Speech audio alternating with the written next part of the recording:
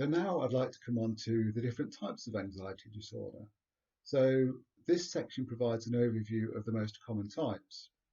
And in no particular order, we've got generalized anxiety disorder, or GAD, panic disorder, social anxiety disorder, phobias, obsessive compulsive disorder, or OCD, a couple you may not have heard of, which are skin picking and hair pulling.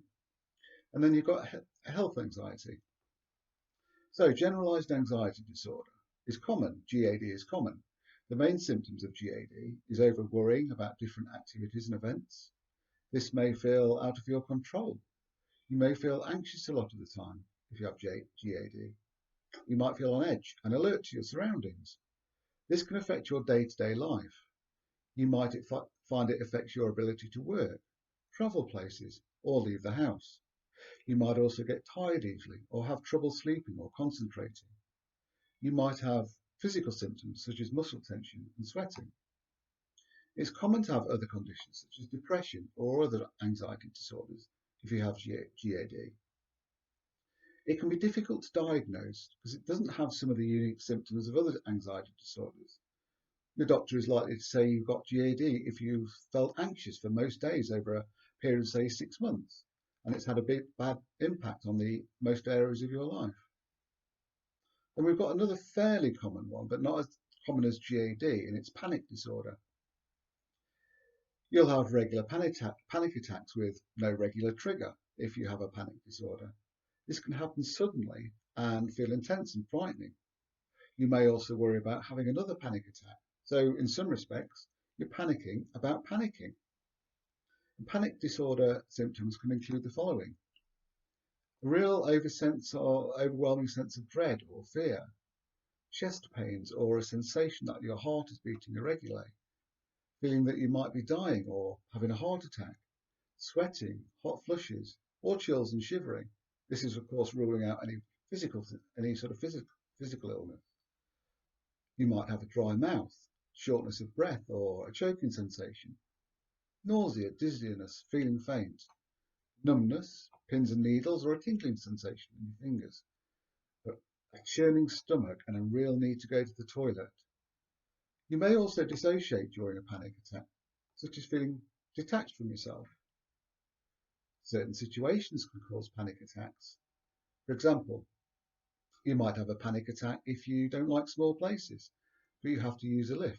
But this doesn't mean that you have a panic disorder. So the next and one of the most common ones that I come across and I've worked with my clients on in my coaching practice is social anxiety disorder. It's sometimes known as social phobia. Lots of people may worry about social situations, but if you have a social anxiety, you will have an intense fear or dread of social or performance situations. This will happen before, during, or even after the event. Some common situations where you may experience anxiety are the following: speaking in public groups, meeting new people or strangers, dating, eating or drinking in public. You may be worried that you will do something or act in a way that's embarrassing to you. You might feel aware of the physical signs of your anxiety. This could include sweating, fast heartbeat, shaky voice, blushing. You may worry that others will notice this or judge you. You might find that you're trying to avoid certain situations. You might realize your fears are excessive, but you'd still find it difficult to control them. So next we move on to phobias, which is again a quite common one. It's an overwhelming fear of an object, a place, situation, feeling, or animal. Phobias are stronger than fears. They develop when a person has increased feelings of danger about a situation or an object. Someone with a phobia may arrange their daily routine to avoid the thing that's causing them anxiety. Some common examples of phobias include the following: animal phobias, such as spiders, which is probably one of the most common ones, snakes or rodents; environmental phobias, such as heights and germs; situational phobias, for example, like going to the dentist; body phobias, such as being phobic of blood or feeling sick when you see someone being sick.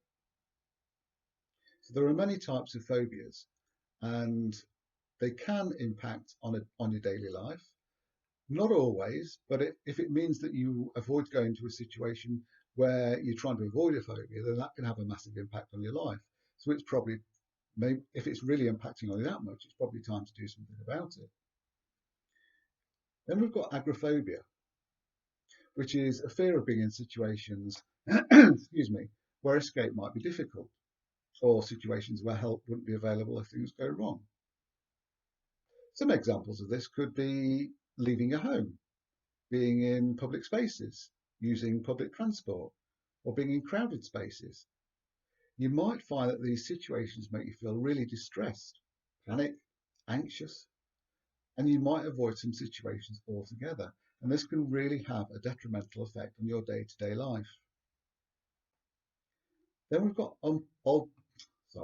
obsessive compulsive disorder, or OCD as it's more known as. You will have obsessions, compulsions, or both if you have OCD. So, an obsession is an unwelcome thought or image that you keep thinking about and is largely out of your control. These can be difficult to ignore. These thoughts can be disturbing, which can make you feel distressed and anxious. And then compulsions. Compulsion is something you think about or do repeatedly to relieve anxiety. This can be hidden or obvious, such as saying a phrase in your head to calm yourself, or having a routine that you have to observe. Or a common one is checking or constantly checking that the front door is locked. You might believe that something bad will happen if you don't do these things. You may even realize that your thinking and behavior is not logical, but you still find it difficult to stop. Right, we're going to come on to a couple of lesser known sort of phobias, lesser known sort of anxiety sort of traits. And the first one is skin picking. And skin picking is medically known as dermatillomania. Yeah, it's quite a word, isn't it? I find it difficult to get out. It's an impulse control disorder. You will regularly pick at your skin. Often you will pick healthy skin, which can cause damage to your skin, including bleeding, bruising, and sometimes even permanent marks. You will pick the skin on your face, but you might also pick other areas of your body, and you can find it difficult to stop yourself doing it. It becomes an unconscious habit when you're anxious. No one knows the cause for skin picking really, but it's thought it could be a type of an addiction, or it relieves tension and stress. It's common to have OCD and dermatillomania at the same time. And another, I suppose, more unusual one is similar to the previous one, and it's hair pulling. Hair pulling, which is known as trichotillomania, is again an impulse control disorder. You'll feel the urge to pull out your hair if you have this condition. It can be from the scalp or other places such as your arms, eyelashes, or legs, and you'll find it difficult to stop yourself doing this. You might experience a buildup of tension, which you can relieve by pulling out the strand of a hair. You might not even be aware you're doing it. It might be an unconscious thing. It can be difficult to stop, which can lead to hair loss. This in turn can then make you feel guilty, embarrassed, and affect how you feel about yourself or about how your friends and family see you. Some of the things that your GP would notice if you went to diagnose the condition are things like you repeatedly pull your hair out, causing noticeable hair loss. You feel increasing tension before you pull your hair out. You feel relief or pleasure when you've pulled your hair out. There are no underlying illnesses such as a skin condition causing you to pull your hair out, but it affects your everyday life and can cause you real distress. And finally, I want to come on to health anxiety. You may have health anxiety if you spend a lot of time worrying about if you're ill or worrying about getting ill. You may have been to see your doctor but worried that your doctor's missed something.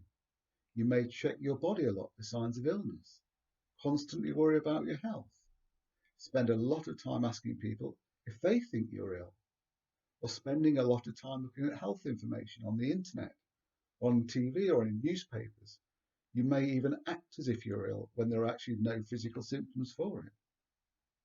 Symptoms like headaches or a racing heartbeat can be caused by anxiety, but if you have health anxiety, you may mistake these signs for illness. So these are just some brief examples of the types of anxiety people can experience. The most common ones clients come to see me in my coaching practice are GAD, which is general anxiety disorder, social anxiety, OCD and phobias.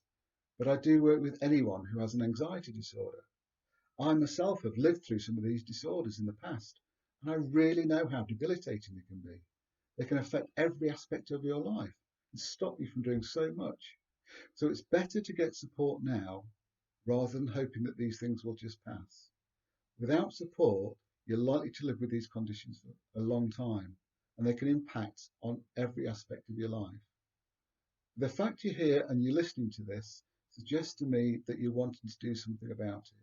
So getting some support and understanding why you develop these traits is the first step to recovery. Thank you.